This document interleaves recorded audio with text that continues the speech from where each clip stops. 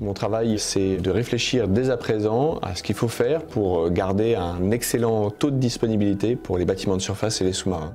Je suis le capitaine de vaisseau Raphaël, je suis sous-directeur stratégie à la direction centrale du service de soutien de la flotte. Alors à l'issue des classes préparatoires, j'avais envie d'avoir un métier qui à la fois m'emmenait vers le large, un métier de marin, et un métier qui m'ancre dans des réalités très techniques. Au quotidien, on voit bien comment ces choix techniques qui sont faits servent les opérations et la vie en mer.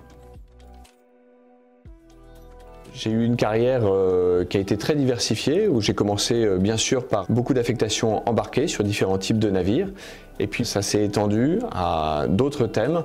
J'ai contribué à l'armement du PHA Mistral et un petit peu plus tard à l'armement de la Frème Aquitaine, donc c'est voir des bateaux neufs et dire à la marine tout ce qu'on peut en tirer réellement.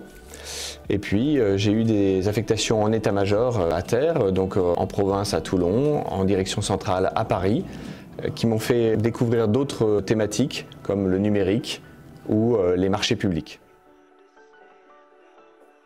Je me souviendrai toujours de cette fois où j'étais affecté à bord d'un patrouilleur de haute mer en océan Indien et le commandant est venu me voir en m'indiquant qu'il y a eu une prise d'otages en mer. Il y avait 30 otages français qui étaient retenus à bord d'un voilier.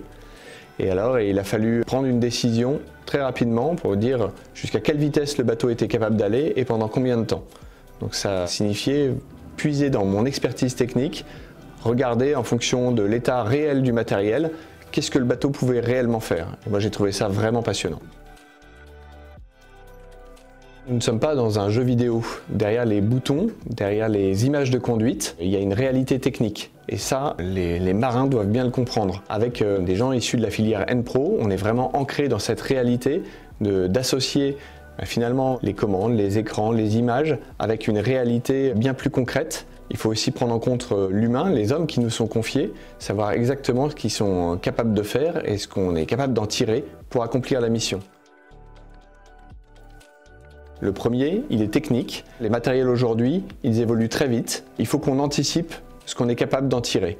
Quand on parle d'obsolescence programmée ou de logiciels qui arrivent à péremption, eh bien, il faut qu'on sache comment est-ce qu'on arrive à transformer tout ça, à le prendre en compte pour continuer à accomplir nos missions. Le deuxième grand défi, c'est le défi de l'humain. On travaille aujourd'hui avec des jeunes qui ne sont pas du tout les mêmes qu'il y a 20 ans. Il faut qu'on s'adapte à ce qu'ils sont capables de faire et qu'on en obtienne le meilleur. Donc on a besoin de chefs qui concilient à la fois ces aspects techniques et ces aspects humains. Je recommande cette filière à des jeunes qui ont envie de continuer à approfondir leurs connaissances. Un jeune qui s'engage aujourd'hui, il va continuer à accroître ses compétences dans des domaines qui sont très variés. La marine m'a envoyé en formation de niveau 2 à Supélec. Elle m'a fait m'intéresser à des thématiques que j'ignorais complètement. Comment est-ce qu'on allie le technique d'un moteur, d'une turbine à gaz avec les aspects plus numériques, le maintien en conditions de sécurité, la cybersécurité. Ce sont des thématiques très variées pour lesquelles la marine a besoin de personnes compétentes et motivées.